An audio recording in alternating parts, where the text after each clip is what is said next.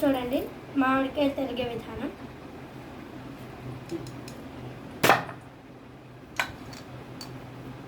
ఇప్పుడు తీసి ఇలా చూసి ఇక్కడ పదునున్న చోట పెట్టుకొని ఇలా అని ఇలా కొట్టాలి. ఇప్పుడు ఇలా తీసి మళ్ళీ ఇలా నొక్కి కాల్స్తే ఎత్తి కొట్టుకోవచ్చు.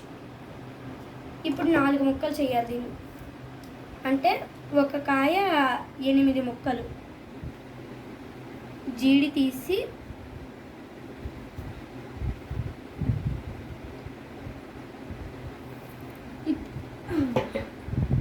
ఇప్పుడు ఇంకోటి